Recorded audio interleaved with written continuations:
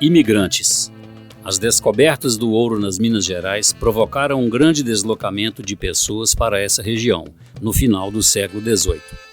Colonos e imigrantes de vários lugares começaram a povoar as terras que, em pouco tempo, transformaram-se em arraiais, freguesias e vilas. As cidades mineiras surgiram após as primeiras ações de ocupações neste período, incluindo Itabirito. Esses povoamentos foram realizados primeiro por portugueses e africanos. Depois vieram espanhóis, italianos, árabes, libaneses, ingleses, entre outros povos, que trouxeram as suas crenças, técnicas e modos de pensar a vida. Os estrangeiros, colonos e indígenas, constituíram culturas híbridas, desenhadas por encontros, lutas e misturas. Contribuíram para imprimir em Minas a sua principal riqueza, a diversidade presente em seu povo. Para Itabirito, cada um destes povos deixou para nós um legado. Evidenciamos que esta herança se deu também com a incorporação da cultura dos povos originários, e este legado indígena faz parte da nossa formação. Não é por acaso que temos como costume aqui na terrinha tomar banho de rio, fazer uso da mandioca na alimentação, tecer cestos de fibras, vegetais e falar de forma muito própria com um numeroso vocabulário derivado do tupi-guarani. Dos africanos, que também são parte da formação de nossa população, ganhamos a contribuição para o desenvolvimento econômico, marcado pela mão de obra que chegou aqui, vinda da África nos navios negreiros para explorar as minas. Trouxeram para cá as técnicas de trabalho para a extração do ouro, música, danças, práticas religiosas, alimentos e vestimentas. Já no final do século XIX, até meados do século XX, o Brasil recebeu um grande fluxo migratório que tiveram motivos internos e externos tais como a abolição da escravatura, as duas guerras mundiais, os incentivos à produção agrícola e ao desenvolvimento industrial e a crise nipônica. Os estrangeiros se espalharam por todo o território brasileiro e chegaram até Itabirito.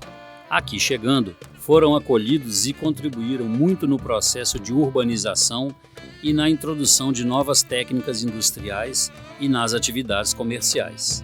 Influenciaram ainda no artesanato, na rica culinária e nos costumes e hábitos sociais da nossa cidade. Assim, Itabirito, desde o início, é uma terra de misturas.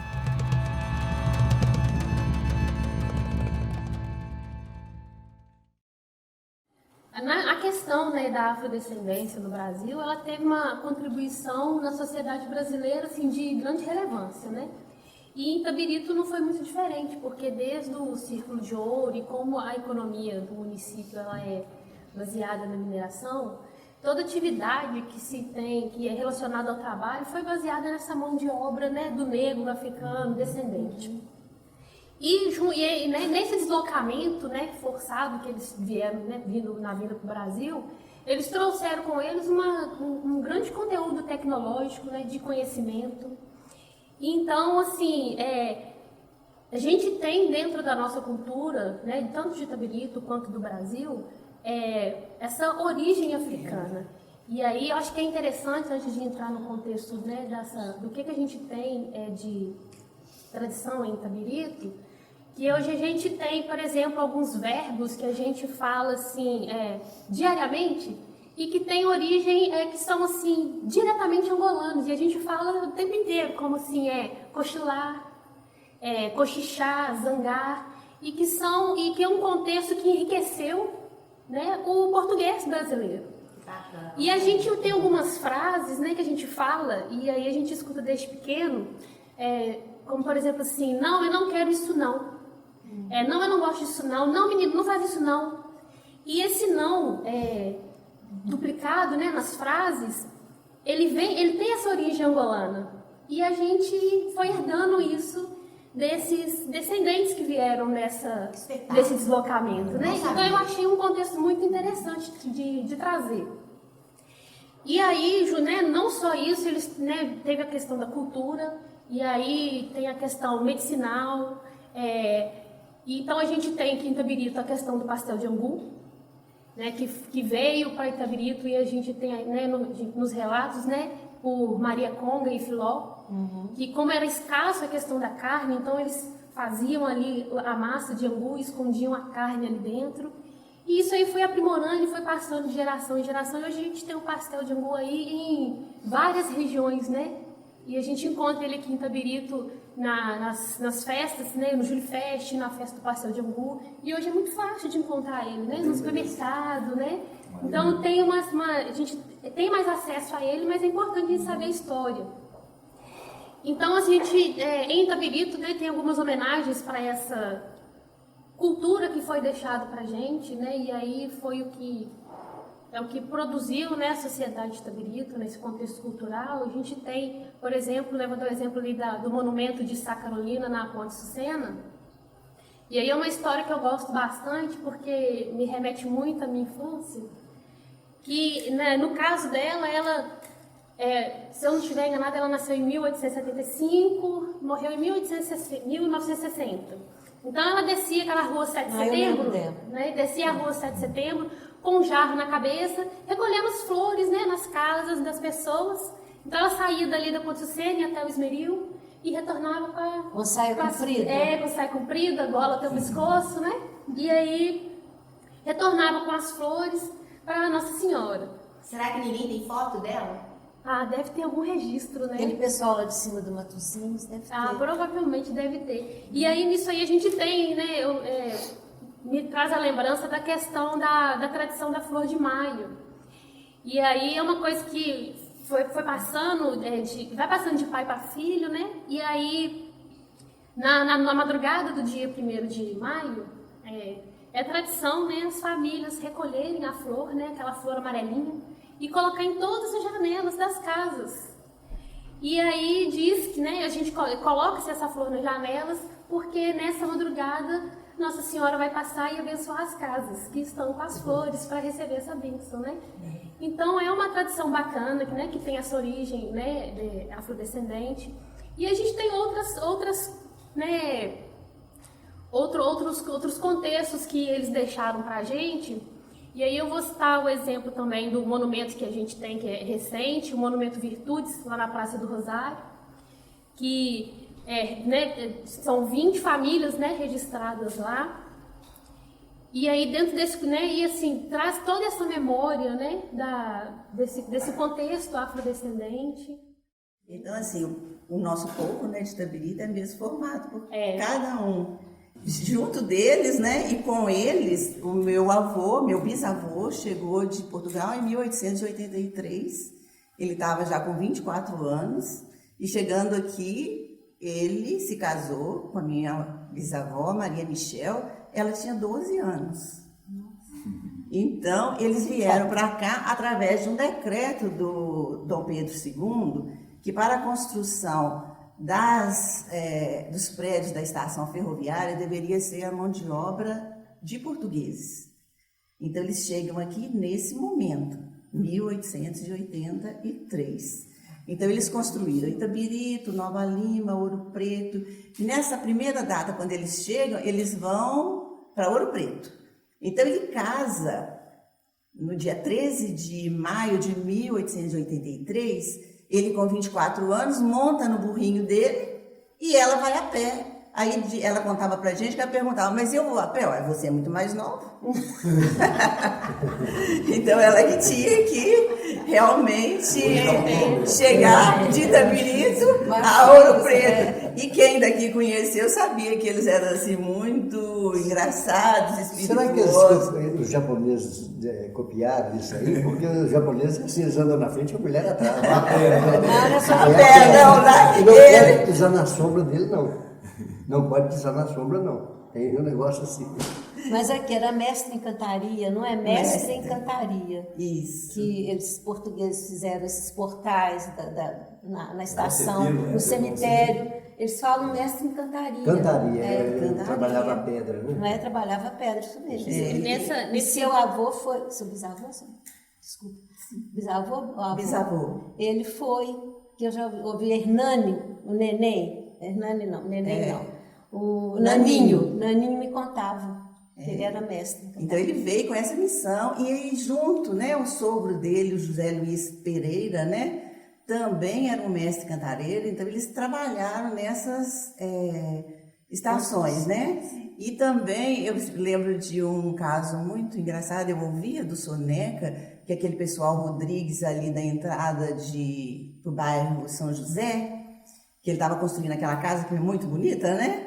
E disse que no almoço todo dia tinha hora pronobis. Aí ele falou, se não mudares a ladainha, amanhã não volto mais. Então eles tinham esse espírito muito festivo, né? Tiveram 12 filhos, né? Tiveram assim, bastante destaque na cidade, porque a gente vale lembrar Henrique Michel, Carlos Michel, eles eram assim, extremamente preocupados com o bem comum. Tanto que o meu bisavô, quando chegou, eles moraram primeiro aqui na rua Doutor Guilherme, naquela região ali. Como houve um alagamento, eles então, não ficamos aqui mais, vamos para o morro. Aí que eles foram para o Matozinho, né? Onde tem a casa lá até hoje, do número 350, que era deles. E essa situação deles de mudar, de querer trazer o bem comum, quando ele chegou lá em cima no Matozinho, aquela igreja do Bom Jesus, ela não tinha portas, e ela estava desdeixada. E ele era muito devoto do Bom Jesus do Matozinho, porque ele veio de Braga, e lá tem o santuário, então ele resolveu fechar a igreja, colocar as portas. Então as portas que tem lá em cima foi de iniciativa dele. Então a gente vê como que o português chegou aqui com um desejo de agregar, de melhorar a condição de todo mundo, né? Nós vemos por que o motivo Brasil? Teve a ditadura em 73, entrou Pinochet. A preocupação de meu pai foi: meus filhos vão virar extremistas, comunistas, meus filhos vão virar militar e vão matar os amigos. Até isso melhorar, vamos sair um pouco do país. Vamos dar um prazo de 5 anos, depois a gente volta. Então a preocupação dele foram os extremos. Aí nisso ele procurou as embaixadas da Austrália, do Brasil, da África do Sul na época, que precisava de mão de obra técnica, que era técnico-mecânico. Na Austrália ofereceram visto, trabalho, África do Sul a mesma coisa e Brasil a mesma coisa. Minha mãe escolheu o Brasil, ela que escolheu vir para o Brasil, que teve os sonhos dos 3 países. Porque ela falou, se é que a gente vai ficar 5 anos, vamos para o Brasil, que está no mesmo continente, mais perto para a gente voltar, né? Nossa casa ficou fechada, com uma senhora cuidando, com guarda-roupas, com roupas, as fotos da família, lembranças, porque a gente ia voltar com 5 anos. Nesse intervalo, né, mãe? Chegamos aqui em Itabirito. O que meu pai achava de Itabirito, mãe? Yo, que era muy parecido con Chile, la población donde la gente moraba. Y muy cariñosa la gente, amistosa. Ahí los trajo para acá, ¿no? No nosotros íbamos para nada. Aí nós chegamos em Foz do Iguaçu, pela Camacorreia, moramos no Paraná, 2 anos, Laranjeiras do Sul. E do Paraná ele foi transferido para cá, e ele adorou aqui. Né? Nós chegamos aqui em 79, dezembro de 79. Fomos morar lá na Augusto Bretas, que a gente chamava Matozinho, Beco do Viçorro. Época boa, época linda. Vecino bueno. Nossa, tem muita essa história, porque a gente não conhecia o país, não conhecia a língua, não conhecia os costumes. Então, muito aprendizado, tanto na língua como nos costumes. Né? Seria hoje muito mico que nós pagamos, conhecendo, né? E aí, mãe, quando meu pai faleceu, depois de 2 anos morando aqui em Itabirito, estava trabalhando na Camacorreia, meus irmãos também estavam trabalhando, e meus irmãos falaram, vamos embora, a casa está lá, está tudo lá, os parentes, amigos, vamos voltar. E mais uma vez, ele escolheu ficar, ele escolheu o Brasil. Seu pai veio, nos trouxe para cá, para esse país, para essa cidade, e aqui que nós vamos ficar. Vamos para o Chile, vamos vender a casa e vamos montar alguma empresa, alguma coisa aqui em Itabirito. Dito e feito, fomos para o Chile. No mesmo ano que ele faleceu, montamos a padaria da Chilenita. Né, mãe? Aí trajimos o amigo e... Trouxe o filho de um amigo que era confeiteiro e fizemos coisas diferentes que não se faziam aqui na época. Isso chamou atenção. Todo mundo trabalhava, os irmãos fazendo pão. Minha mãe fazia pão e eu ficava no balcão e no caixa. E a família toda trabalhando junto. Foram 10 anos de padaria. 10 a 11 anos de padaria. Nós depois inventamos os panadeirinhos. Contratávamos meninos para vender pão no balai. Para lá para cima. Empezamos com 5 panadeirinhos, meninos 12, 13 anos, não eram pequenos. Eu mandei se los balai, todo. Depois de 5 passou para 20 panadeirinhos. Crianças. 30 panadeirinhos. Nós começamos vendendo na rua, fizemos uniforme, paletocinho branco, chapeuzinho branco, aquele bonecinho, balaios com paninho, e cada um é distribuído em um bairro. Era adolescente que trabalhavam pela primeira vez. Então, nós geramos renda para 20 famílias. O que mais emociona a gente é que até hoje a gente encontra com eles, são pais, são empresários, e está ainda foram empreendedores também, que ele tinha essa antes de trabalho. Para você. Curiosidade, por exemplo, o meu avô, o nome do meu avô, eu até recebi hoje em Portugal a certidão de nascimento do meu avô. José Alves Ferreira. Quando ele veio para o Brasil, nasceu em 1889. Aí ele foi para o Rio, chegou no Rio mais ou menos em 1915. Então ele era guarda-livros. Guarda-livros era contador. Então ele trabalhou na fundição. Ele trabalhava na fundição fluminense. E quem era dono da fundição fluminense era um dos Queiroz aqui. Então ele era amigo do pessoal. E era o sonho desse Queiroz de fazer prosperar a siderurgia aqui nessa região. Que o pessoal montou a siderúrgica, o banco pegou a siderúrgica e depois ali o Queiroz comprou. Então ele veio para Itabirito com a missão de fazer a usina, porque ali era estratégico. Você tinha o minério em cima, que transportava ao lombo de burro, depois eles colocaram os trenzinhos, né? Aí surgiu em BR, e tinha o trem para poder levar a produção. O interessante é que o Bastos, né? Ele colocou o nome de Bastos, porque ele nasceu em Celorico de Basto. E tem uma região lá em Portugal, que é tudo assim, Mundinho de Basto, Celorico de Basto. Então ele colocou Bastos, homenageando as várias cidades que são Bastos, que é próximo de Braga. Eu até fui agora lá em Bastos. Então a nossa origem do lado português aí tem uma procedência lá de Portugal, tem uma região. Até quando eu fui pegar a cidadania, eu consegui, eu hoje sou português. Deu um problema no nome.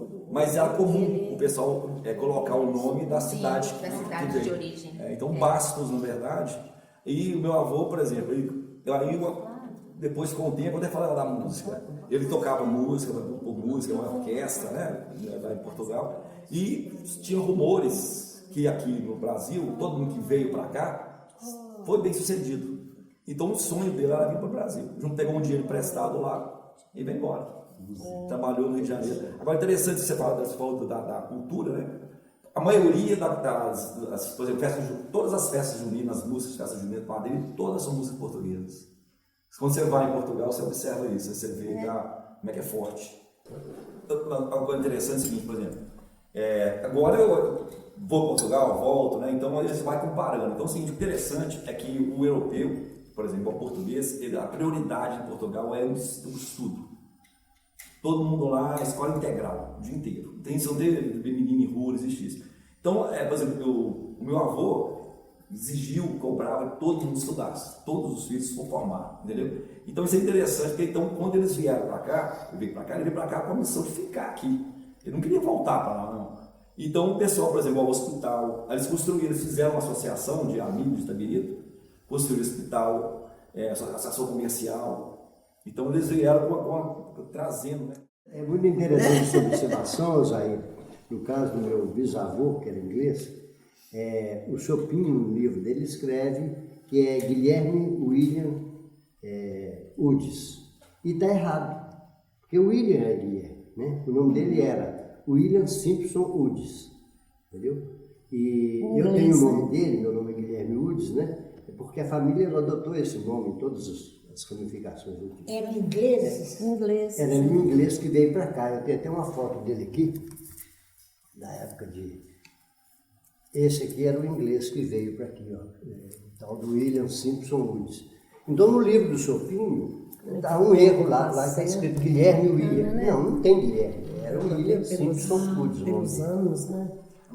E ele veio para aqui em 1820. Veio porque parece que essa influência do ouro que Portugal levava daqui, esse ouro de Portugal foi parte dele levado para a Inglaterra, que a gente sabe, nas questões de guerra, essa coisa.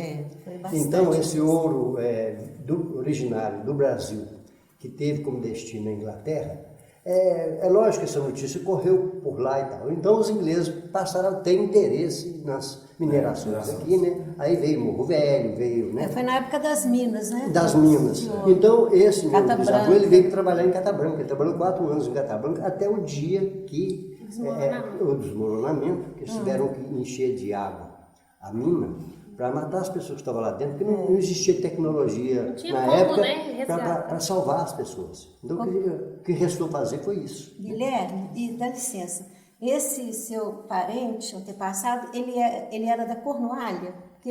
Não. A maioria dos ingleses da Cata Branca vieram da Cornualha. Eu já li sobre isso. Porque vocês dizem, né, que a companhia que comprou a mina, né, era uma companhia inglesa que era dessa... A Cornualha tem a tradição de mineração também lá na Inglaterra. Tem uma história muito interessante que dizem que Jacó casou-se com Lia, que era filha de Labão. Mas ele casou-se com o filho de Labão sob condições. Ele teve que ser escravo de Labão 7 anos. Né? E com o meu bisavô aconteceu uma história parecida, e o Chopin coloca no livro, que ele chegando para aqui, trabalhou em Cata Branca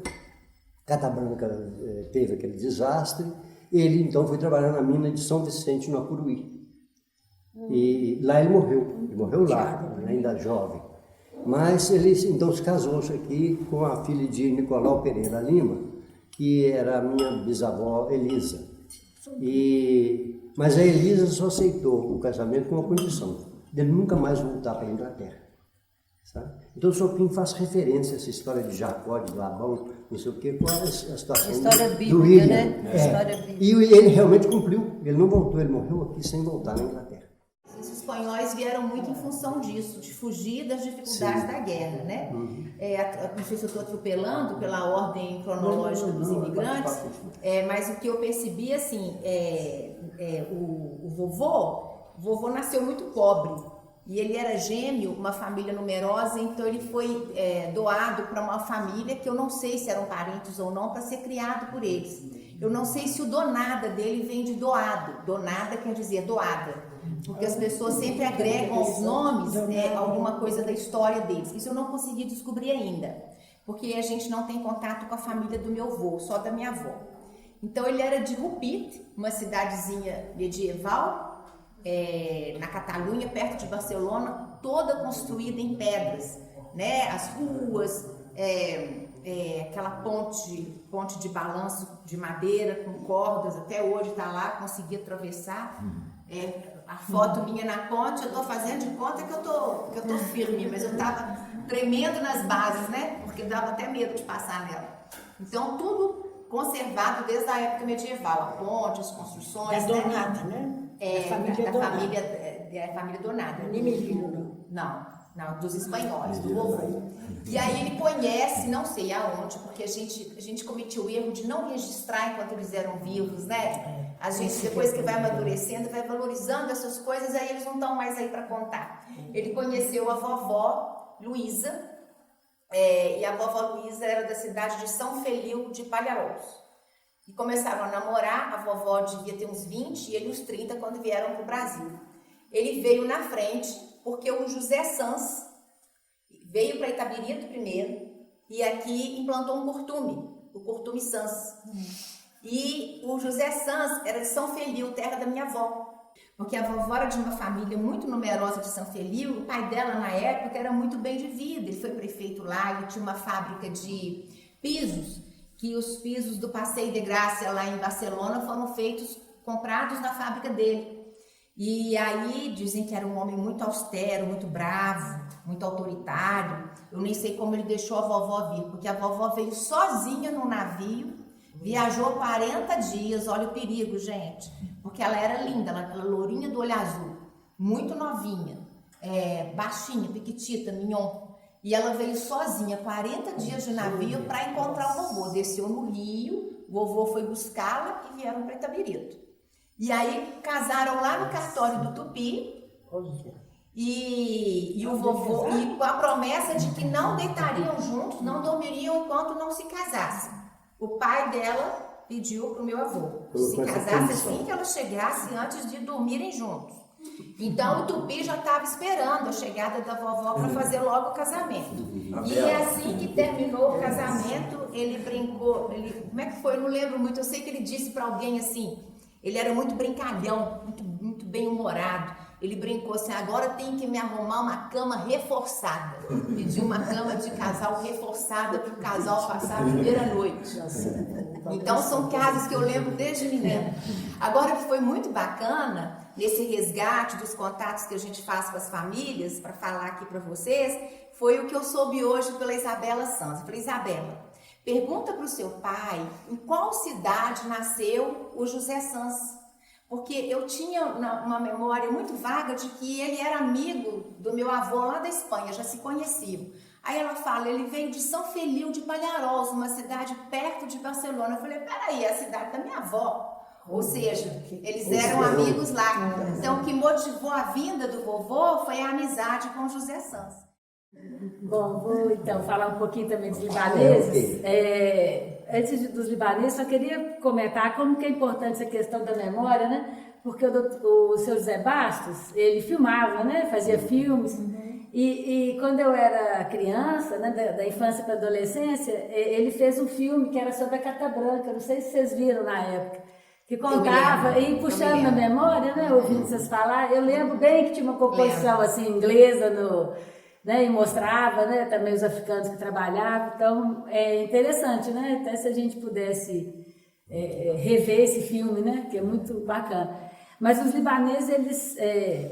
libaneses eles são conhecidos como árabes, né, mas na verdade eles são fenícios, né, como minha mãe me ensinou desde pequenininho, né. Desde pequenininho. Fenícios. Fenícios. Explica pra gente que abriram o Brasil. Eles que vieram a Fenícia, que foi a primeira a atravessar o mar. Eles que faziam? Eles pegavam um tronco de árvore muito grosso, tiravam os... Faziam a canoa. E faziam uma barca. E os libaneses toda a vida foram comerciantes. E fala na história que quando percebiam que eles vendiam na perfumaria, vendiam muita coisa inventada por eles, não é coisa moderna não, coisa do lugar. As tais especiarias, então, né? Os egípcios começaram a perceber que eles estão vendendo muito naquela barca e queriam seguir eles para saber onde que é o mercado do trabalho para poder concorrer com eles. Diz a história que quando eles percebiam isso, eles afundavam a barca. Os outros não perceberam. Você vê como é que é a concorrência. E se fala da história, eram os fenícios. Agora, a palavra Líbano vem de um perfume, uma folha, uma planta que dá lá com perfume muito gostoso, chamado libonese. E acabou, ficou Líbano. Mas o Líbano, eu não é que porque sou libanesa, mas é mesmo a bandeira a Suíça do Oriente Médio. Uma coisa assim, né? É a Suíça do Oriente Médio, que lá tem tudo que você quer. Uma criança de 4 anos fala 3 idiomas, muito bem faladas. Francês, As mães, às vezes, inglês e árabe. E as mães ensinam dentro de casa. A cultura é no primeiro lugar. Diz a história que o senhor, um moço que estava estudando para ser médico e não tinha mais dinheiro, começou a vender as coisas que ele tinha. Acabou, vendeu tudo. O moço ainda não formou para ser médico. Aí falou com a mulher dele, e agora? O que nós vamos fazer? Está quase formando. Tinha uma vaca que dá leite para a família. Se vende a vaca. Vende a vaca. Essa fala na história. Quer dizer, a cultura está no primeiro lugar. O Líbano é um país muito moderno. Se vê que teve uma guerra de quantos anos, destruiu a capital toda. Se vai agora, se vê o aeroporto, o melhor do mundo. Se vê a capital, é o melhor do mundo. Por quê? Eles são muito ativos, eles querem ser, eles querem ver. A senhora é de Beirute? Ah? A senhora veio de Beirute? Não, cidade do Cedro do Líbano, chama Bechara, eu e ela. Era a mesma cidade? Mesma cidade, estudamos juntos, companheiras de famílias, mesma coisa, só amigos demais. Mas o senhor Antônio Batista, cortando a conversa dela, ele sempre passava lá em casa e deixava o cruzeiro, antigamente tinha um cruzeiro. Aí ele falou, Tereza, vem cá, olha, hoje eu tenho uma coisa da sua terra, era David Nasser que falava do cruzeiro, não sei. Ele escreveu uma reportagem, eu só não lembro muito, ele escreveu uma reportagem, o Líbano, o oásis do Oriente Médio.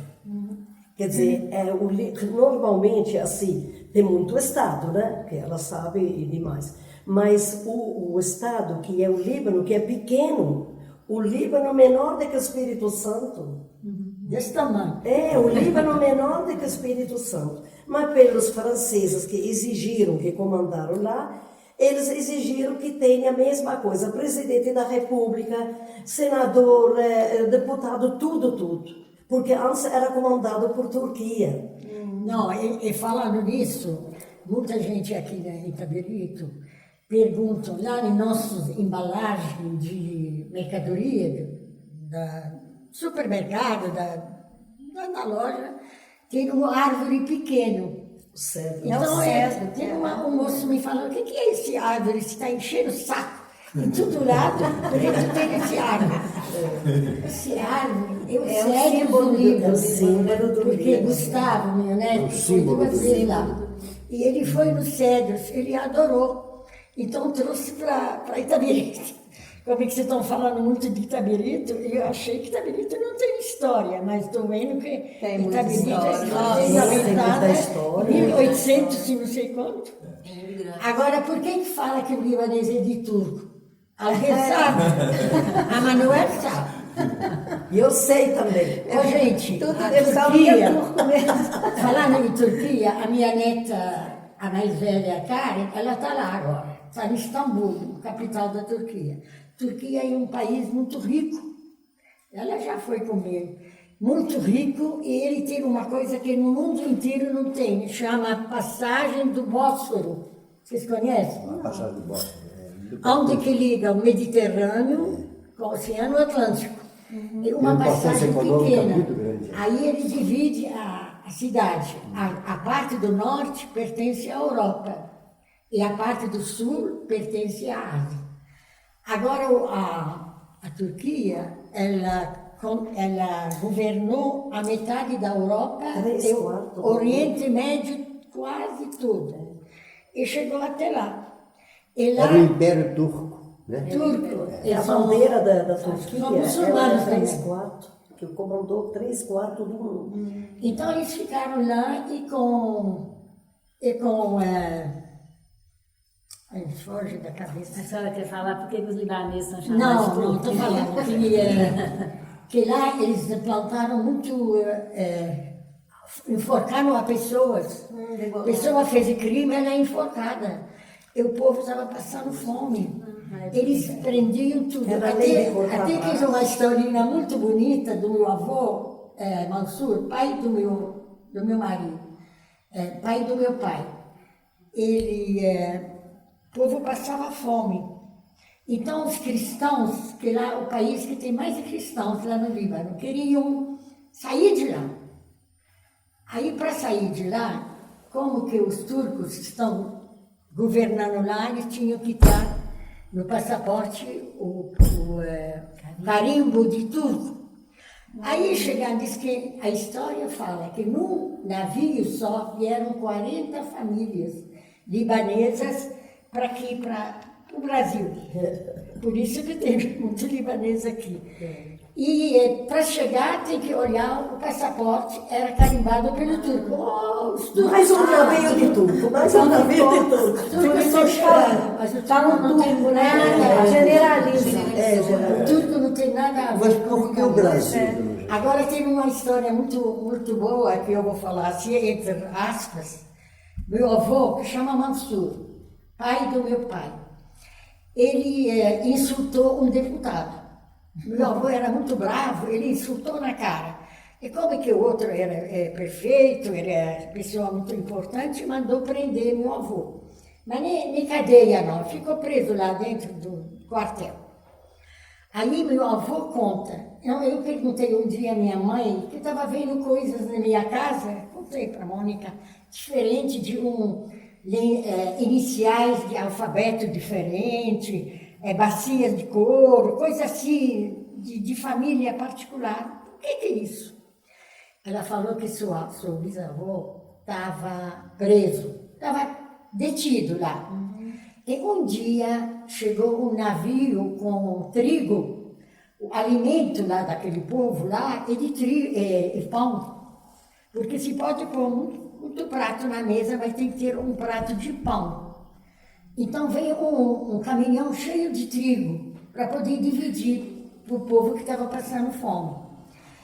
Aí o encarregado, o governador, sei lá o que está lá, chegou perto do meu avô e falou assim, você pode comprar esse caminhão de trigo?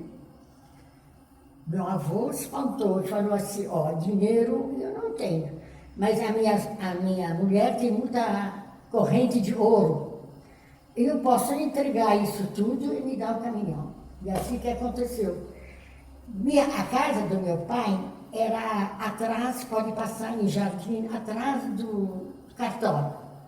Eles foram levar o trigo para a casa do meu bisavô, encheu um quarto e não tinha trigo, todo mundo sabia que lá no Bichari, na cidade, né, tinha uma família que está vendendo trigo. Era na casa do meu bisavô. E aí, pessoa que não tinha dinheiro trocava o trigo com bacia, com tacho, com tapete, com roupa de cama.